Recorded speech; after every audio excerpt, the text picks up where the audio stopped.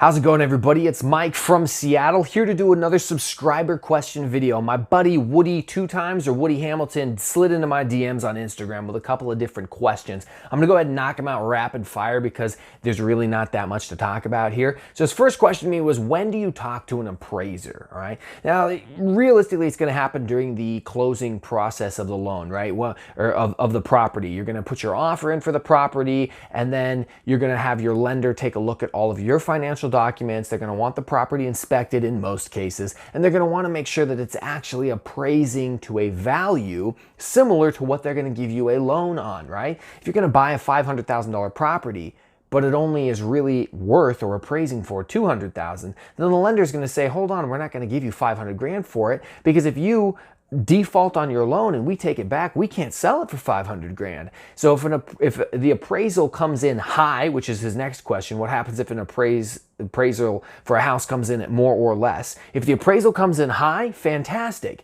You're buying a property at less than what you can actually sell it for. The banks are going to love that. They're buying into equity. If the appraisal comes in low, that's a problem. That's when you as the buyer may have to get creative. You may have to put additional money down up front because the bank is only going to lend you so much. That additional money you put down up front might end up screwing over your returns and your yield, or you may not even have the money. And so when an appraisal comes in low, oftentimes it can blow up a deal, unfortunately. If you've ever had one of those happen to you, seriously, like, leave a comment down below, because it is not cool, right? Why can't you buy a house and close within the same week? So you can if you pay all cash for it. You could close probably in a day if somebody was motivated enough. The problem is most people aren't paying all cash for a house. They're getting some sort of loan.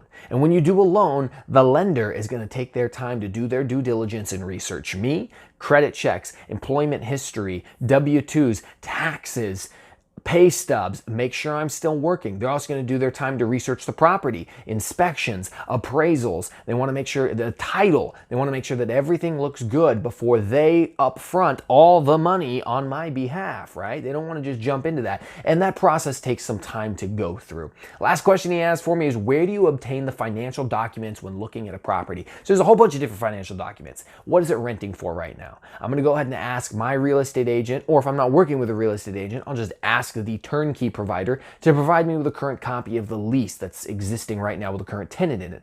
I'm going to need to know things like my interest rate on a loan. That's going to come from my lender, and I'll just be emailing them, and they'll be locking in a rate for me.